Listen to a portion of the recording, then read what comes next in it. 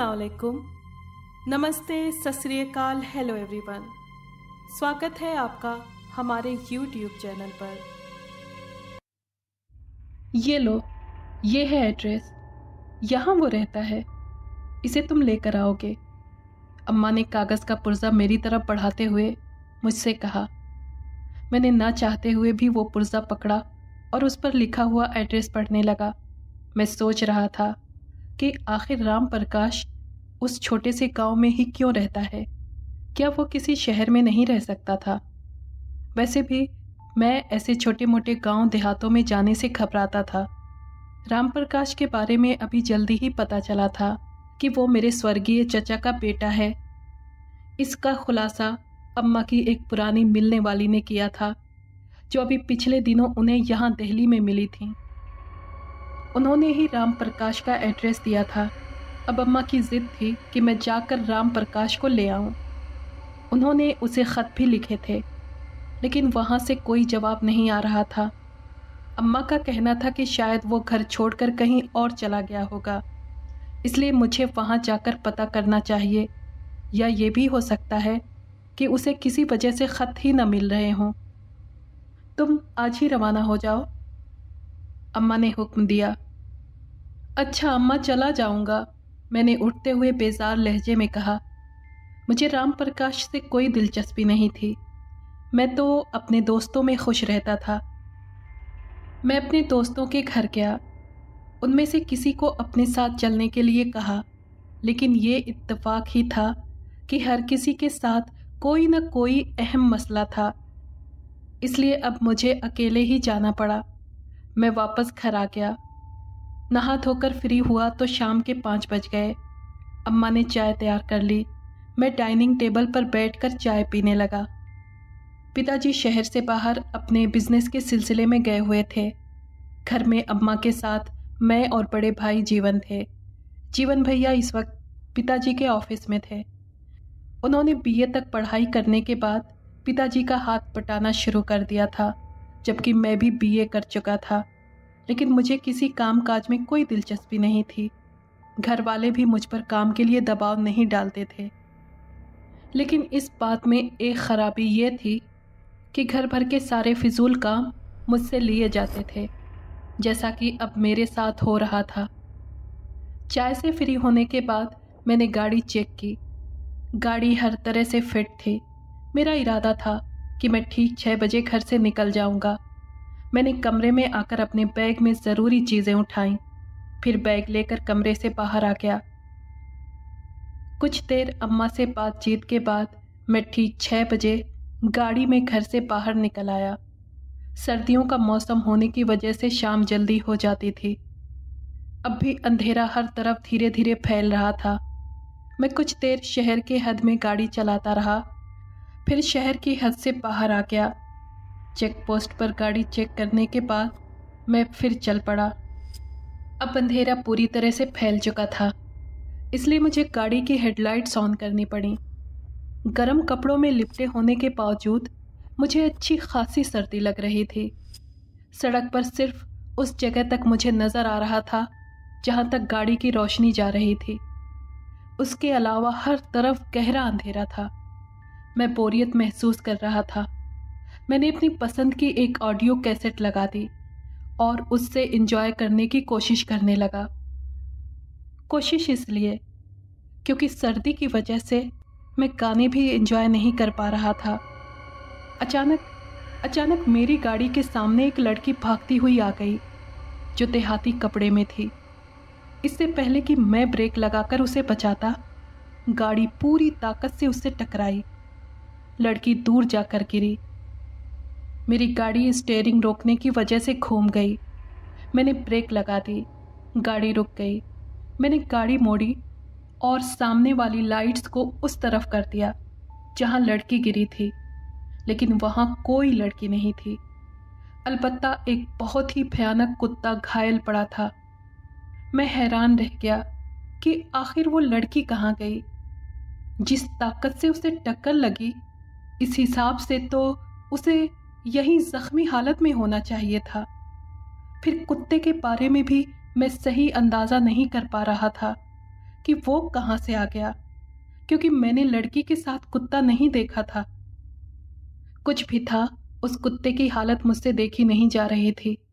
First aid box मेरे पास था। मैंने फैसला किया कि मैं उस कुत्ते की मरहम पट्टी कर दूंगा।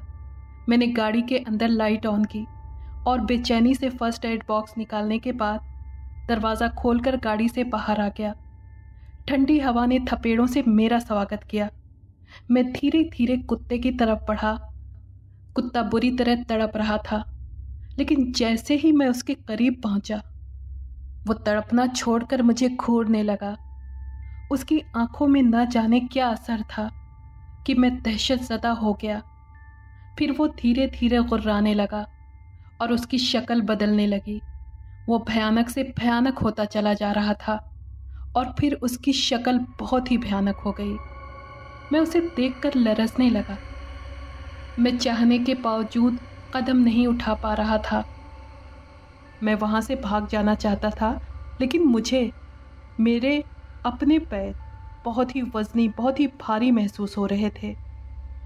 फिर वो कुत्ता एक बला में बदल चुका था और वो बला गुर्राती हुई धीरे धीरे मेरी तरफ बढ़ने लगी और फिर मैंने गाड़ी की तरफ दौड़ लगा दी।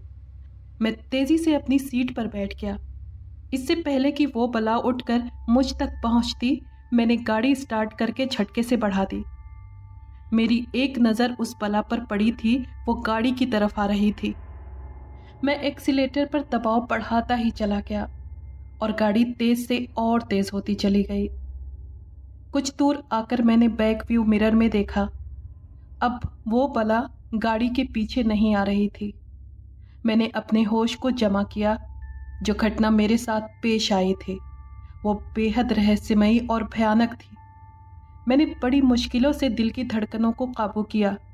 अब मैं इत्मीनान से गाड़ी चला रहा था और सोच में गुम था कि आखिर वो लड़की कौन थी और उसकी जगह कुत्ता कैसे आ गया था, और फिर उस कुत्ते ने एक भयानक बला की शक्ल कैसे बदल ली।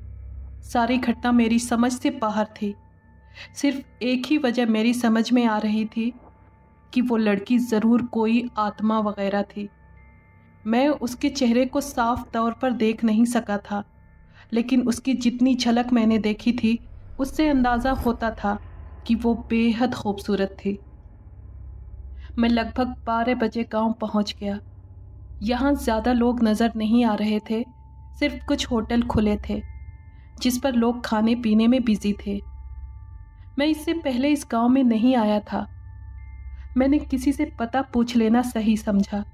मैंने गाड़ी एक होटल के सामने रोक दी। फिर नीचे उतरकर मैं वहाँ बाहर छप्पड़ के नीचे चाय बनाते हुए आदमी की तरफ बढ़ा। वो मेरी तरफ देख रहा था। मैंने उसके नज़दीक पहुँचकर कहा, मुझे एक एड्रेस मालूम करना है। क्या मालूम करना है? उसने पूछा। मेरा मतलब है कि एक पता मालूम करना है, मैंने जवाब दिया। ओ अच्छा, हाँ पूछो, उसने कहा। मैंने जेब से पर्ची निकालकर उस पर लिखा एड्रेस पढ़कर उसे बताया। हाँ, उसने एक तरफ इशारा करते हुए कहा। वो इलाका उस तरफ है, वहाँ किसी से पूछ लेना कि राम प्रकाश कहाँ रहता है। फिर उसने पूरी तरह से मुझे नक्शा समझा दिया। मैं वापस गाड़ी में बैठने के बाद उसके बताए हुए इलाके की तरफ बढ़ चला। कुछ देर बाद मैं उस इलाके में पहुंच गया। उसकी बताई हुई निशानी यानी एक पेड़ के पास मैंने गाड़ी रोक दी। फिर मैं गाड़ी से नीचे उतर आया। मैंने नंबर देखकर राम प्रकाश के मकान के दरवाजे पर दस्तक दी। कुछ देर बाद दरवाज़ा खुला। दरवाज़ा खोलने वाला एक नौजवान था। वो मेरा हम उम्र ही था। मैंने कहा, मुझे राम प्रकाश से मिलना है। जी मेरा ही नाम है, वो बोला। मेरा नाम मोहन है। मैं तुम्हारे ताया का बेटा हूँ और तुम्हें लेने आया हूँ। ताया का? उसने हैरत से कहा। हाँ, ताया के बारे में कुछ मालूम है तुम्हें? मैंने पूछा। हाँ, मालूम तो है, लेकिन तुम्हें कैसे पता चला कि मैं यहाँ रहता हूँ? उसने पूछा। अम्मा को शकुंतला बुआ ने बताया था, मैंने जवाब दिया। ओह अच्छा, शकुंतला बुआ आजकल तुम्हारे यहाँ हैं? उसने कहा। हाँ, हमारे घर के करीब ही रहती हैं, मैंने कहा। तुम अंदर आ जाओ, बाहर क्यों खड़े हो? उसने मुझे रास्ता देते हुए कहा। मैं घर के अंदर आ गया। यहाँ कच्चा आंगन था, उसके बाद बरामदा था जिसमें एक जलती हुई लालटेन लटक रही थी और उसकी रोशनी पूरी तरह से आंगन में भी नहीं फैल रही थी।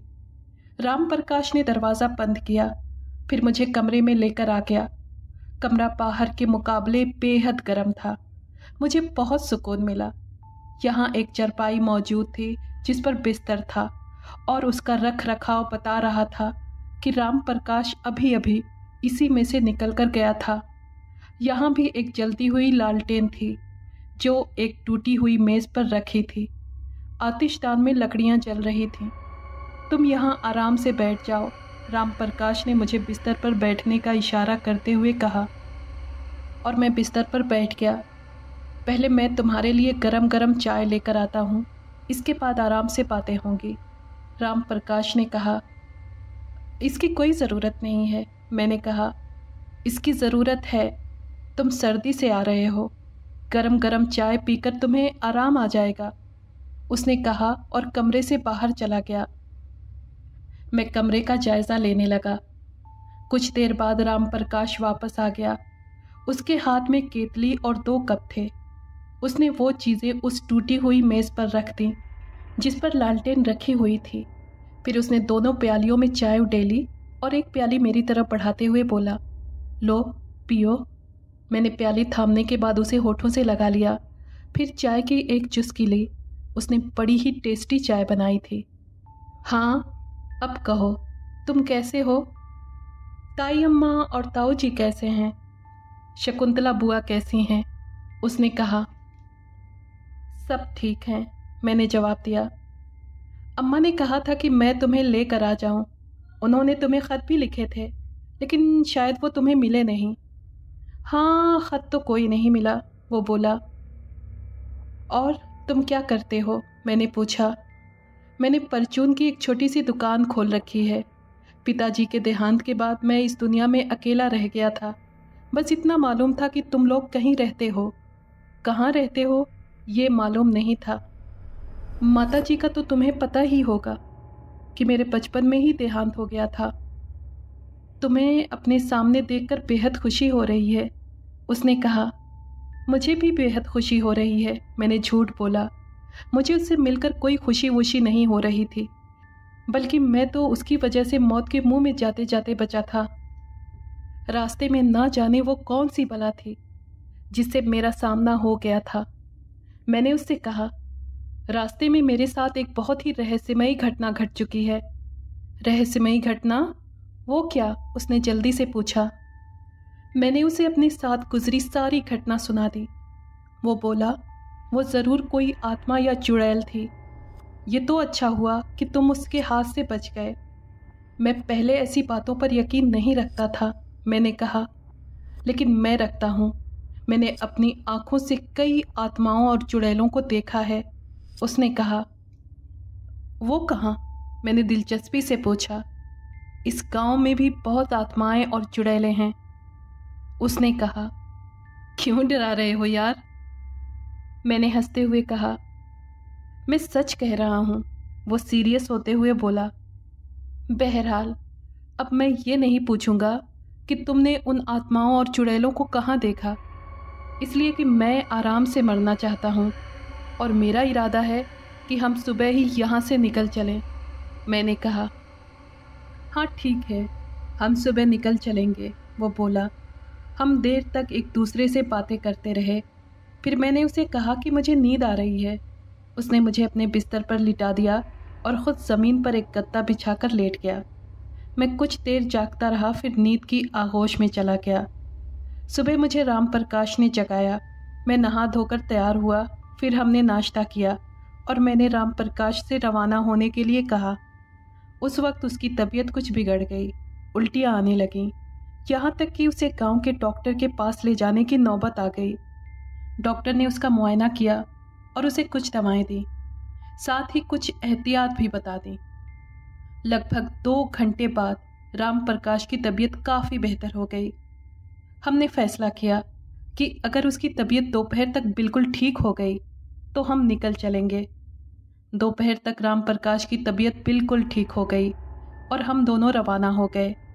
मैं तेज़ रफ्तारी से गाड़ी चला रहा था कि जल्द से जल्द उस जगह को पार कर जाऊं जहां मुझे कल रात वो रहस्यमयी लड़की वाला हादसा पेश आया था। हम उस जगह पर पहुंचे तो अचानक गाड़ी कुछ झटके लेने के बाद बंद हो गई। मैं घबरा गया। क्या हुआ है गाड़ी को? राम प्रकाश ने पूछा। पता नहीं, कोई गड़बड़ है, अभी चेक करता हूं। कहते हुए मैंने दरवाज़ा खोल दिया और गाड़ी का बोनट उठाकर इंजन चेक करने लगा। हर चीज़ अपनी जगह दुरुस्त दिखाई दे रही थी। क्या वजह हो सकती है, मैंने सोचा। मैं एक बार फिर गाड़ी चेक करने लगा। मैं जल्द से जल्द इस इलाके से निकल जाना चाहता था। मैंने वापस अपनी सीट की तरफ आकर चाबी घुमाई, लेकिन गाड़ी स्टार्ट नहीं हुई। मैं परेशान होकर इधर उधर देखने लगा। मुझे कुछ समझ नहीं आ रहा था कि क्या करूं। मैं किसी गाड़ी को हाथ से रुकने का इशारा भी नहीं कर सकता था, क्योंकि उन्हें तो मैं किस वजह से रोकता, जबकि गाड़ी में तो कोई खराबी थी ही नहीं। ये पॉसिबल था कि उसके अंदर कोई पेचीदा खराबी पैदा हो गई हो, लेकिन स्पष्ट रूप से गाड़ी बिल्कुल ठीक ठाक थी। अगर मैं किसी गाड़ी को रुकवा भी लेता तो ज़रूरी तो नहीं था कि उसके अंदर कोई ऐसा आदमी मुझे मिल जाता जो मैकेनिक होता और गाड़ी की खराबी को जान सकता। बस एक सूरत ही बाकी रह जाती थी कि मैं और राम प्रकाश अपनी गाड़ी छोड़कर किसी और गाड़ी में चले जाते और फिर शहर से मैकेनिक को लेकर आते। लेकिन इस तरह तो गाड़ी बिल्कुल असुरक्षित रहती। मैं सोचने लगा कि क्या करूं। फिर मैंने सोचा कि राम प्रकाश को यहीं गाड़ी की सुरक्षा के लिए छोड़ जाऊं और ख़ुद कहीं से मैकेनिक को ले आऊं। मैंने राम प्रकाश से कहा, मैं किसी और गाड़ी में शहर जाकर किसी मैकेनिक को लाना चाहता हूं, तुम यहीं मेरा इंतज़ार करो।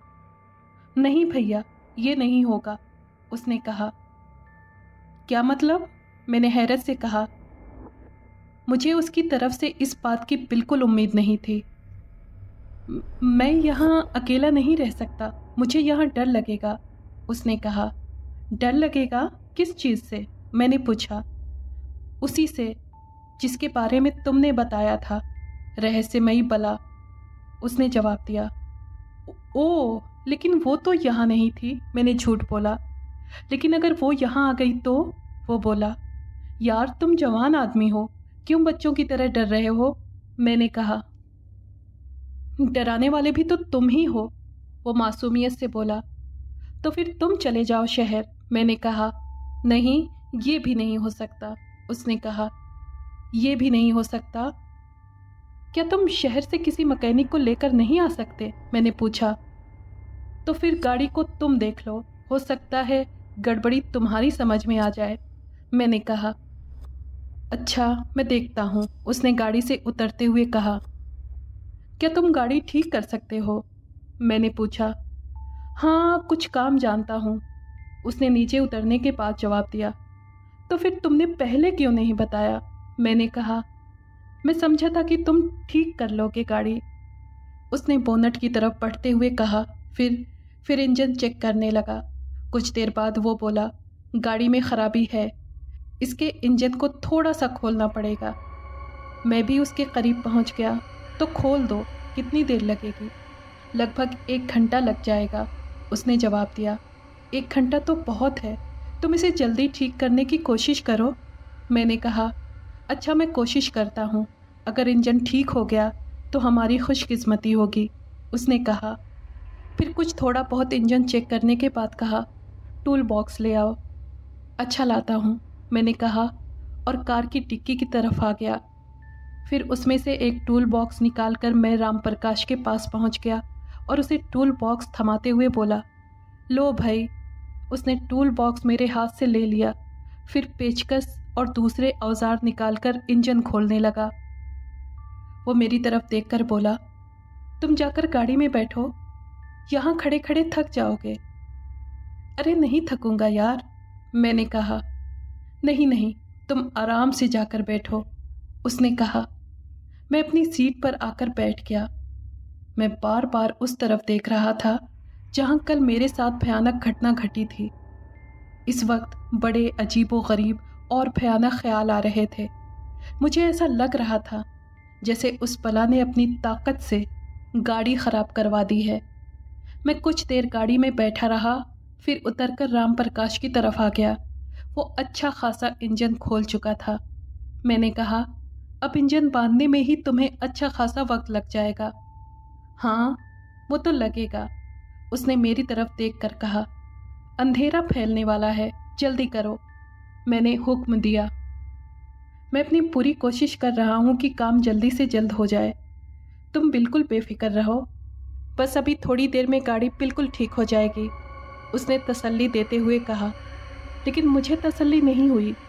अंधेरा अब तेज़ी से फैल रहा था। पास से गुजरने वाली गाड़ियों के हेडबल्ब रोशन हो गए थे। सर्दी भी अच्छी खासी हो रही थी। मेरा तो दिल चाह रहा था कि मैं किसी भी गाड़ी में बैठकर यहाँ से चला जाऊँ, लेकिन मुझे उम्मीद थी कि राम प्रकाश जल्द ही गाड़ी ठीक कर लेगा। ज़रा सेल्फ लगाओ, राम प्रकाश ने कहा तो मैं तेज़ी से स्टीयरिंग की तरफ आ गया। फिर मैंने इग्निशन में चाबी घुमाई। इंजन घो घो करने के बाद बंद हो गया। मैंने फिर चाबी घुमाई, लेकिन फिर वही बात हुई। फिर से गाड़ी घो घो करके बंद हो गई। मैंने 3-4 दफ़ा फिर कोशिश की, लेकिन गाड़ी स्टार्ट नहीं हुई। ये तो स्टार्ट नहीं हो रही, मैंने राम प्रकाश के पास आकर कहा। मैं टॉर्च ले आया था, जिसकी रोशनी मैंने इंजन पर डालनी शुरू कर दी। मैं फिर कोशिश करता हूँ, उसने इंजन पर झुकते हुए कहा। लगभग आधा घंटा और गुजर गया, लेकिन गाड़ी स्टार्ट नहीं हो सकी। अब तो मैंने फैसला कर लिया कि मैं राम प्रकाश को किसी भी गाड़ी में लेकर चला जाऊंगा। मैंने उससे कहा, राम प्रकाश, हमें गाड़ी को यहीं छोड़ देना चाहिए और ख़ुद किसी की गाड़ी में चले जाना चाहिए। गाड़ी तो असुरक्षित रहेगी यहाँ, वो बोला, लेकिन हम इस तरह सारी रात तो नहीं गुजार सकते यहाँ, मैंने कहा। अच्छा, तुम फिर ज़रा सेल्फ लगाओ, उसने कहा। मैं स्टीयरिंग के पास आ गया। फिर मैंने इग्निशन में चाबी घुमाई। इंजन फिर घों घों करके बंद हो गया। मैंने 3-4 दफ़ा फिर चाबी घुमाई, लेकिन इंजन स्टार्ट नहीं हुआ। मैं बोर हो गया। मैंने एक गहरी सांस ली और राम प्रकाश की तरफ चल पड़ा। उसके बराबर में बैठने के बाद मैंने कहा, इस मनहूस गाड़ी को यहीं रहने दो, अब चलने की फिक्र करो। इसे किसी पेड़ वगैरह की ओट में खड़ा कर देते हैं। राम प्रकाश ने आइडिया दिया। हाँ, ये ठीक रहेगा। मैंने उसकी बात मानते हुए आसपास नज़रें दौड़ाई। अंधेरे में कुछ दूर झूलते हुए पेड़ दिखाई दे रहे थे। मैंने उनकी तरफ इशारा करते हुए कहा, आओ गाड़ी उन पेड़ों के पीछे खड़ी कर देते हैं। तुम गाड़ी में बैठो, मैं धक्का लगाता हूँ, उसने कहा तो मैं स्टीयरिंग सीट की तरफ बढ़ा। फिर जल्दी से दरवाज़ा खोलकर अंदर बैठ गया। फिर मैंने उसे धक्का लगाने के लिए कहा। वो धक्का लगाने लगा। गाड़ी धीरे धीरे सरकने लगी। मैंने टॉर्च जला रखी थी, जिसकी रोशनी मैं विंड स्क्रीन से बाहर सामने डालता जा रहा था। आखिरकार हम गाड़ी को पेड़ की ओट में लाने में कामयाब हो गए। मैं गाड़ी से नीचे उतर आया। फिर मैंने सारे दरवाजे लॉक किए और हम दोनों सड़क की तरफ आने लगे। इससे पहले कि हम पेड़ों के झुंड से बाहर निकलते, एक भयानक गुर्राहट मुझे सुनाई दी। गुर्राहट मुझे दाईं तरफ से सुनाई दे रही थी। मेरा टॉर्च वाला हाथ अचानक उस तरफ चला गया। रोशनी अपनी बिसात के मुताबिक फैलती चली गई और फिर मुझे अपनी रीढ़ की हड्डी में सनसनाहट सी महसूस हुई। डर से मेरा दिल बुरी तरह धड़कने लगा, इस तेज़ी के साथ कि मुझे यूं लगा जैसे वो अभी हलक से बाहर आ जाएगा। मेरी पूरी बॉडी किसी पतझड़ के पत्ते की तरह कांपने लगा था, क्योंकि मेरे सामने कुछ दूर वही कुत्ता खड़ा था जिसे कल मैंने घायल हालत में यहाँ देखा था। ये है वो बला, मैंने राम प्रकाश से कहा। धीरे धीरे यहाँ से दूर होते जाओ, राम प्रकाश ने धीरे से कहा। हम दोनों धीरे धीरे कदम उठाने लगे। उसी वक्त कुत्ते ने गुर्राना शुरू किया। कोई आम कुत्ता होता तो मैं उस पर पत्थर खींच कर मारता और कुत्ता वहां से भागने पर मजबूर हो जाता, लेकिन ये कोई आम कुत्ता नहीं था। कल मैं इसकी असलियत देख चुका था, बल्कि ये सोचना गलत था कि मैं उसकी असलियत देख चुका था। मैंने तो शायद उसके कुछ रूप ही देखे थे, न जाने उसकी असलियत क्या थी। फिर वो अचानक पीछे हटने लगा, जिसकी वजह से मुझे इत्मीनान सा हुआ। ये बात मेरे लिए हैरान कर देने वाली थी कि वो आगे आने के बजाय पीछे हट रहा था। फिर राम प्रकाश ने उसकी तरफ मुंह करके फूंक मारी तो वो इस तरह चीखता हुआ भागा जैसे उसे मौत नजर आ गई हो। वो कुछ लम्हों में ही नजरों के सामने से गायब हो गया। ये तुमने क्या किया? मैंने राम प्रकाश से पूछा।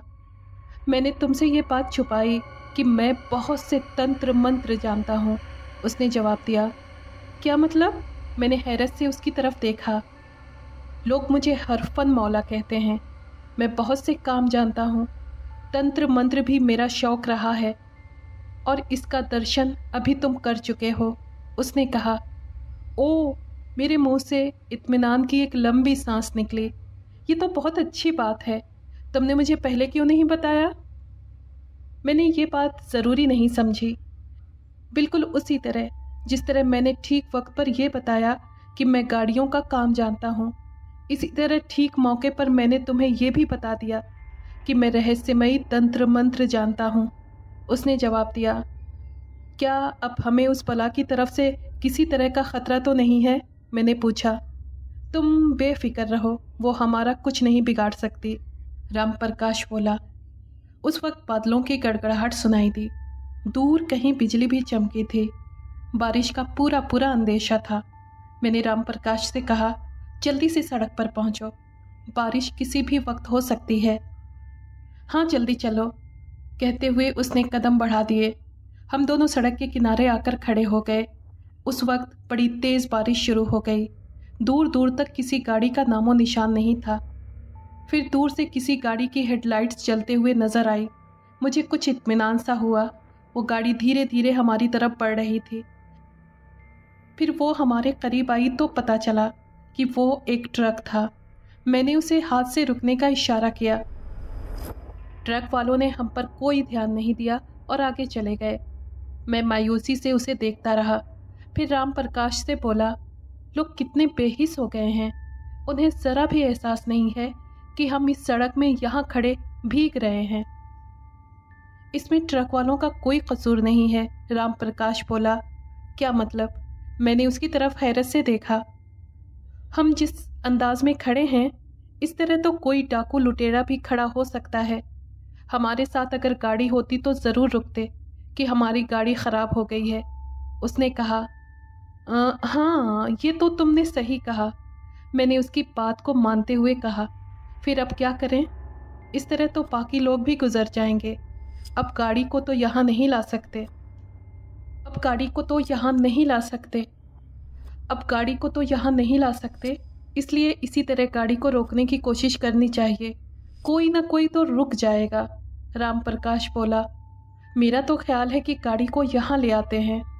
ऐसा ना हो कि कोई ना रुके और हम सारी रात यहीं खड़े रहें। हमें थोड़ी सी मेहनत कर लेनी चाहिए, मैंने कहा। ठीक है, अगर तुम कहते हो तो यूं ही सही। वैसे गाड़ी को यहाँ लाना अच्छा खासा मुश्किल होगा, क्योंकि यहाँ किनारे पर कीचड़ हो गई है, उसने कहा। कुछ भी हो, हमें गाड़ी को यहाँ लाना चाहिए। हम गाड़ी को सड़क के किनारे छोड़ जाएंगे। अपनी जान की खातिर गाड़ी की कुर्बानी दी जा सकती है, मैंने कहा। ठीक है, तो फिर आ जाओ, उसने कहा और हम दोनों गाड़ी की तरफ बढ़ने लगे। राम प्रकाश ने सही कहा था, वहाँ अच्छा खासा कीचड़ हो गया था। हमारा चलना मुश्किल हो रहा था। हम कुछ देर बाद गाड़ी के पास पहुँच गए। गाड़ी की ड्राइविंग सीट पर बैठने के बजाय बाहर से ही स्टीयरिंग संभाल कर धक्का देने लगा मैं। राम प्रकाश गाड़ी की बैक साइड से धक्का लगा रहा था। तुम लोग इस रात में यहाँ क्या कर रहे हो? एक मीठी आवाज़ मेरे कानों में आई। मेरा टॉर्च वाला हाथ अचानक ही आवाज़ की तरफ घूम गया। सामने कुछ फासले पर एक खूबसूरत नौजवान लड़की खड़ी थी जो देहाती कपड़ों में थी। उसे देखकर मुझे कल रात इसी जगह मेरी गाड़ी से टकराने वाली लड़की याद आ गई। कौन हो तुम? मैंने अचानक ही उससे पूछा। मैं लड़की हूँ, क्या तुम्हें नज़र नहीं आ रहा? वो खिलखिलाकर हंसते हुए बोली। राम प्रकाश, मैंने आवाज़ दी। हाँ, क्या हुआ? राम प्रकाश ने कहा और फिर मेरे करीब आ गया। ये देखो इस लड़की को, मैंने लड़की की तरफ इशारा करते हुए कहा। कौन है ये? राम प्रकाश ने मुझसे पूछा। पता नहीं, अभी आई है, मैंने जवाब दिया। क्या तुम दोनों मेरे साथ चलना पसंद करोगे? उस लड़की ने पूछा। कहाँ? मैंने उसके सवाल का जवाब देने के बजाय पूछा। मेरे घर। यहाँ रात भर बारिश में भीगते रहोगे, इससे तो अच्छा है कि तुम मेरे साथ मेरे घर चलो, उसने कहा। इससे पहले कि मैं मना करता, राम प्रकाश बोला। हाँ हाँ चलो, हम तुम्हारे घर चलते हैं। लेकिन राम प्रकाश, ये आत्मा या चुड़ैल भी हो सकती है, मैंने धीरे से कहा। मुझे मालूम है ये चुड़ैल है, लेकिन आज मैं इसे छोड़ूंगा नहीं, राम प्रकाश ने बोला। कहीं ये हमें कोई नुकसान न पहुंचा दे, मैंने खुश होते हुए कहा। इसे अभी मेरी ताकत का अंदाज़ा नहीं है, तुम चलो तो इसके साथ, राम प्रकाश ने कहा।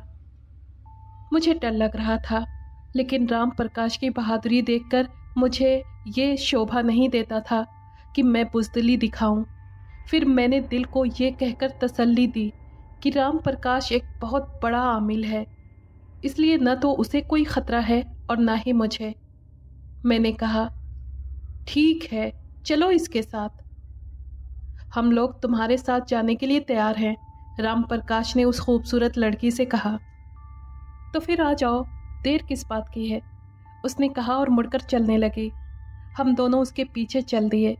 राम प्रकाश ने मेरे करीब आकर धीरे से कहा, घबराना नहीं, ये आज मेरे काबू में आ जाएगी, हम जिंदगी भर इससे काम लेते रहेंगे। मैंने कुछ नहीं कहा। बारिश ज़ोर से हो रही थी और हम उस लड़की के पीछे पीछे चल रहे थे। कुछ देर बाद वो एक खुले मैदान में आ गई। दूर हल्की सी रोशनी नज़र आ रही थी, वो उसी तरफ पड़ रही थी। फिर हम उस रोशनी के पास पहुंच गए और वहां जाकर पता चला कि वो एक कच्चा मकान है जिसके रोशनदान से रोशनी आ रही थी। उस लड़की ने मकान का दरवाज़ा खोला और अंदर दाखिल होते हुए हमें भी अंदर आने का इशारा किया। हम दोनों भी उसके बाद अंदर चले गए। एक कमरा हमारे सामने था, जिसमें एक तरफ एक चारपाई पड़ी थी जिस पर बिस्तर बिछा था। कुछ ज़रूरत की चीज़ें एक तरफ पड़ी थीं। छत के साथ लालटेन लटकी हुई थी जिसकी रोशनी कमरे में फैल रही थी। बड़ा ही रहस्यमयी माहौल लग रहा था, लेकिन मेरा ख्याल है कि वो माहौल रहस्यमयी नहीं था, लेकिन जिन हालात से मैं गुज़र रहा था उससे मुझे वो बेहद रहस्यमयी लग रहा था। आप लोग बैठिए, उसने हमें बिस्तर पर बैठने के लिए कहा। हम दोनों बैठ गए तो उस लड़की ने हमें कपड़े लाकर दिए और ख़ुद बाहर चली गई। हमने कपड़े बदल लिए तो वो आ गई और हमारे पास ही बैठकर हमसे बोली, आप लोग कुछ खाना पसंद करेंगे? हाँ ज़रूर, कुछ खाने को हो तो ले आओ, मेरे मना करने से पहले राम प्रकाश बोला। वो लड़की उठकर कमरे से बाहर घर के अंदर की तरफ चली गई। तो क्या अब हम इस चुड़ैल के घर का खाना भी खाएंगे? मैंने राम प्रकाश से शिकायती अंदाज में कहा। खाना तो असली ही होगा यार, उस खाने का रहस्यमयी बातों से कोई लेना देना नहीं होगा, राम प्रकाश धीरे से हंसकर बोला। मुझे तो बिल्कुल भूख नहीं लग रही, मैंने कहा, लेकिन मेरे पेट में तो चूहे दौड़ रहे हैं, मैं तो अब भूख बर्दाश्त नहीं कर सकता। मेरा ख्याल है कि तुम घबराए हुए हो, इसलिए तुम्हें भूख नहीं लग रही। हर किस्म के डर से खुद को दूर कर दो, खाने के बाद हम आराम से यहाँ रात बसर करेंगे। सुबह मैं इस चुड़ैल को अपने कब्जे में ले लूँगा, राम प्रकाश ने कहा। सुबह क्यों, अभी क्यों नहीं? मैंने सवाल किया। इसलिए कि इसे काबू करने में मुझे बहुत मेहनत करनी पड़ेगी और तुमने गाड़ी को बहुत धक्का लगवाया है। मैं थक चुका हूँ, अब मैं आराम करना चाहता हूँ। तुम परेशान मत हो, मैंने तुम्हारे और अपने आसपास सुरक्षा घेरा खींच दिया है कि ये चुड़ैल और उसके चेले हमारा कुछ नहीं बिगाड़ सकते। राम प्रकाश बोला। तो क्या उसके चेले भी हैं? मैंने पूछा। हाँ, मुझे अंदाज़ा हो रहा है कि यहाँ और भी आत्माएं हैं, लेकिन तुम्हें परेशान होने की बिल्कुल ज़रूरत नहीं है। इनमें से कोई भी हमारा कुछ बिगाड़ नहीं सकता। ये सब सुबह मेरे सामने हाथ बांधे खड़े होंगे। राम प्रकाश बोला। मुझे उसकी बातों से हौसला तो हो गया, लेकिन भूख फिर भी नहीं लग रही थी। कुछ देर बाद वो लड़की हाथ में ट्रे लिए आ गई। उसने ट्रे हमारे सामने रख दी। ये लीजिए, खाइए, उसने कहा और एक कपड़ा फर्श पर बिछाने लगी। मैं समझा कि वो दस्तरखान के तौर पर वो कपड़ा बिछा रही है, लेकिन वो उस पर बैठ गई। अरे, आप ऊपर बैठिए ना, मैंने जल्दी से कहा। आप लोग बेफिक्र होकर खाना खाइए, उसने मुस्कुरा कर कहा। अब मैंने उसको गौर से देखा तो मुझे अंदाज़ा हुआ कि वो बेहद हसीन है। मैं उसकी खूबसूरती में खो सा गया। फिर जल्द ही खुद को संभाला। मैं सोच रहा था कि अगर वाकई वो कोई लड़की होती तो मैं उससे शादी की ख्वाहिश ज़रूर करता, लेकिन फ़िलहाल मेरी ऐसी कोई ख्वाहिश नहीं थी। भाई शुरू करो, राम प्रकाश ने यूं कहा जैसे हम अपने घर में बैठे हैं। नहीं, बस तुम खाओ, मुझे भूख नहीं, मैंने कहा। खा लीजिए ना आप थोड़ा सा, लड़की बोली। भूख नहीं है, मैंने कहा। खा लीजिए ना थोड़ा सा, उसने फिर से जोर दिया। अब मेरे पास खाने के अलावा कोई रास्ता नहीं था। मैंने ना चाहते हुए भी खाने की तरफ हाथ बढ़ाया। फिर एक निवाला मुंह में रखा तो मुझे पता चला कि खाना तो बेहद टेस्टी है। मैंने बाकायदा खाना शुरू कर दिया। अच्छा खाना ज़बान को लगा तो भूख बढ़ती ही चली गई। मैंने पेट भरकर खाना खाया। राम प्रकाश तो मेरे बाद भी खाता रहा। बस ले जाओ, राम प्रकाश ने लड़की से कहा तो वो उठी और बर्तन समेटकर कमरे से बाहर चली गई। आह, अब तो सिर्फ आराम को जी चाह रहा है, राम प्रकाश बोला। हाँ, मेरा भी यही दिल चाह रहा है, मैंने कहा। ये आ जाए, मगर मैं पूछता हूँ कि हम सोएंगे कहाँ? राम प्रकाश ने कमरे में इधर उधर नज़रें दौड़ाते हुए कहा। कुछ ही देर बाद वो लड़की वापस आ गई। हम लोग कहाँ सोएंगे? राम प्रकाश ने उसे पूछा। साथ वाले कमरे में, उसने जवाब दिया। अच्छा ठीक है, हमें वहाँ ले चलो, राम प्रकाश ने कहा। आइए मेरे साथ, वो लड़की बोली। हम दोनों उसके साथ दूसरे कमरे में आ गए। यहाँ भी एक लालटेन जल रही थी और 2 चारपाइयाँ मौजूद थीं। वो हमें छोड़कर चली गई। हम दोनों एक एक चारपाई पर बैठ गए। लो भाई, अब मैं तो सो रहा हूँ, राम प्रकाश ने कहा और लेट गया। मैं उसे देखता रहा। वो आराम से कंबल लपेटकर लेट गया। फिर कुछ ही देर बाद खर्राटे लेने लगा। मैं भी लेट गया। कंबल मैंने अपने ऊपर ले लिया। मैं सोच रहा था कि कितनी अजीब सी बात है कि हम इस वक्त चुड़ैलों के साथ रह रहे हैं। चुड़ैलें जिनके नाम से लोग कांपते हैं। हम आराम से उनके घर में लेटे हुए थे। मैं बहुत देर तक बहुत कुछ सोचता रहा, फिर नींद की आगोश में चला गया। अचानक मेरी आंख खुली तो मेरे कानों में आवाज़ आई, इसका खून बेहद लजीज होगा। आवाज़ सुनकर तो मेरा दिल बुरी तरह धड़कने लगा। वो आवाज़ राम प्रकाश की थी। तुम पहल नहीं करोगे, आज मैं पहल करूंगी, औरत की आवाज़ मेरे कानों में आई। तुम पहल कर लेना, इससे कोई फ़र्क नहीं पड़ता, बस ज़रा चांद को आधा रास्ता पार कर लेने दो, राम प्रकाश बोला। बस अब कुछ ही वक्त रह गया है चांद को वो रास्ता पार करने में, औरत ने कहा। हाँ, इसके बाद हम इसके गरम गरम और ताज़ा खून से अपनी प्यास बुझाएंगे, राम प्रकाश ने कहा। उनकी बातें सुनकर तो मेरे दिल की धड़कन इतनी बढ़ चुकी थी कि मुझे यूँ लग रहा था जैसे मेरा दिल किसी भी वक्त हलक से बाहर निकल जाएगा। मेरा जिस्म किसी सूखे पत्ते की तरह कांप रहा था। मुझे ठंडे पसीने आ रहे थे। मेरा दिल चाह रहा था कि उठकर यहाँ से भाग जाऊं, लेकिन मुझ में इतनी हिम्मत और इतनी ताकत नहीं थी कि मैं कुछ कर सकूं। मैं तो बेहद हैरान और परेशान था कि आखिर मैं यहाँ फंस कैसे गया। राम प्रकाश की असलियत तो अब मेरे सामने आई थी। उसकी निडरता की वजह अब मेरी समझ में आ रही थी। वो तो खुद एक भूत था। वो मुझे घेर कर यहाँ तक लाया था और अब वो दोनों मेरे खून से अपनी प्यास बुझाने की बात कर रहे थे। बाहर बादलों के गरजने की आवाज़ आई तो मुझे अंदाज़ा हुआ कि बारिश हो रही है। मैं सोचने लगा कि मुझे इन आत्माओं से बचने के लिए क्या करना चाहिए। मुझे स्पष्ट रूप से यहाँ से फरार होने का कोई रास्ता नज़र नहीं आ रहा था। मुझे पूरी तरह से फंसा लिया गया था। कोई आम जगह होती तो मैं अपनी जिस्मानी ताकत यानी शारीरिक बल का इस्तेमाल करके वहाँ से फरार हो सकता था, लेकिन ये तो मामला ही अलग था। मैं तो आत्माओं के चंगुल में फंस चुका था, जिससे निकलना इतना आसान नहीं था। मैं जिस्मानी ताकत यानी शारीरिक बल का इस्तेमाल करके यहाँ से निकल नहीं सकता, और रहस्यमयी ताकतों के लिहाज से तो मैं कुछ भी नहीं था। अब दो ही रास्ते थे कि या तो मैं उठकर भागूं या फिर यूं ही दम साधे लेटा रहूं और किसी सही मौके का इंतज़ार करूं।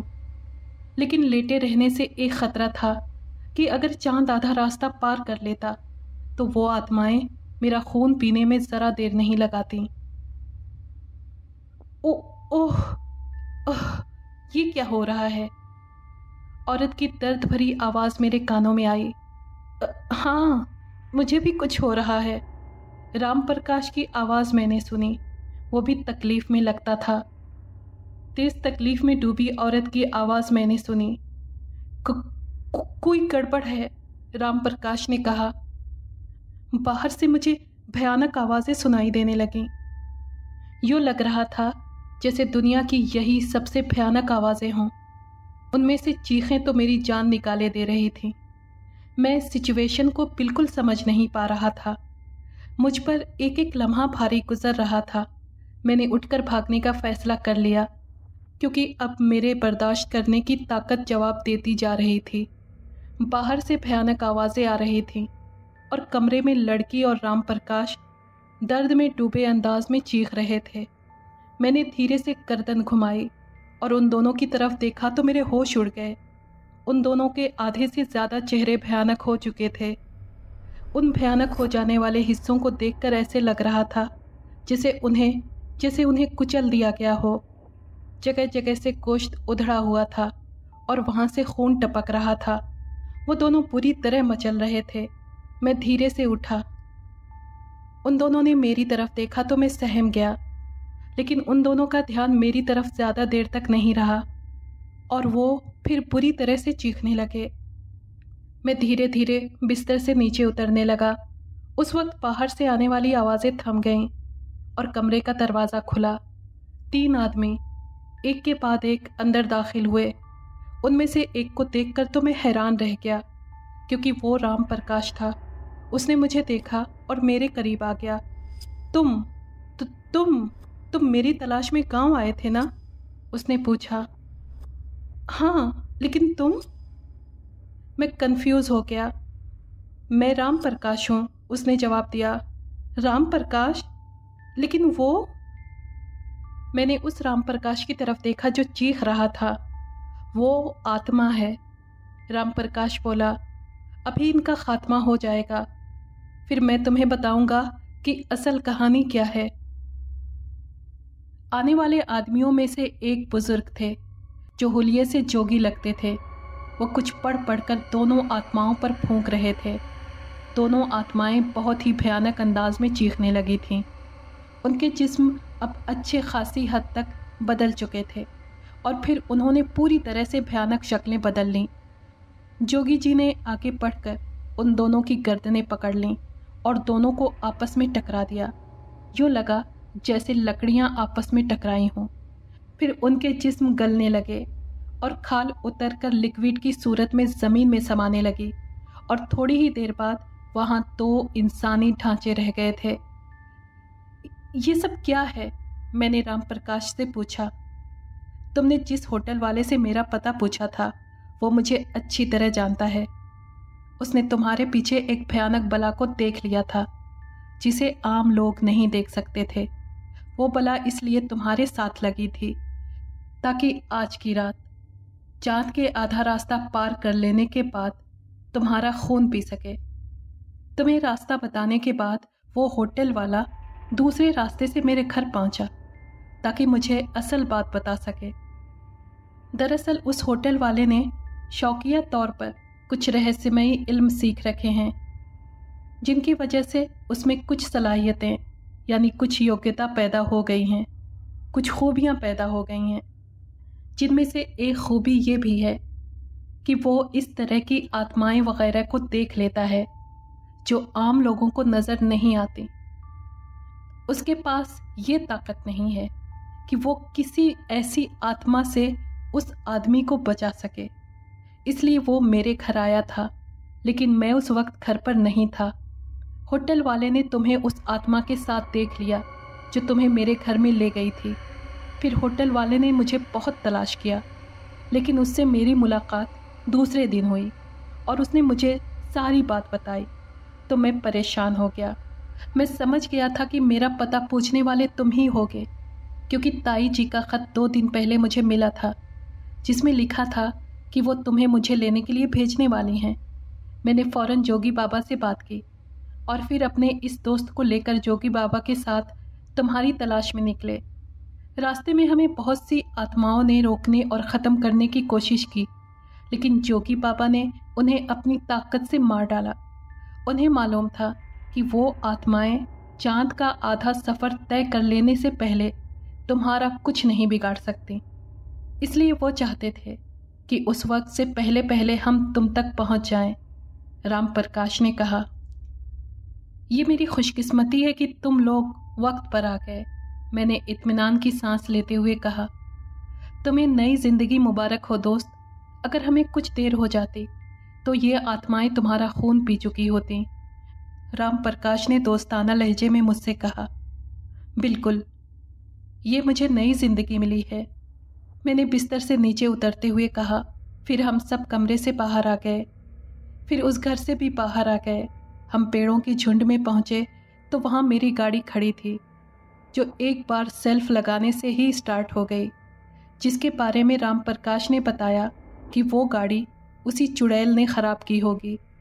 फिर जोगी बाबा और राम प्रकाश का दोस्त उसी गाड़ी में वापस गांव चले गए जिसमें आए थे, और मैं और राम प्रकाश शहर की तरफ अपने घर के लिए रवाना हो गए।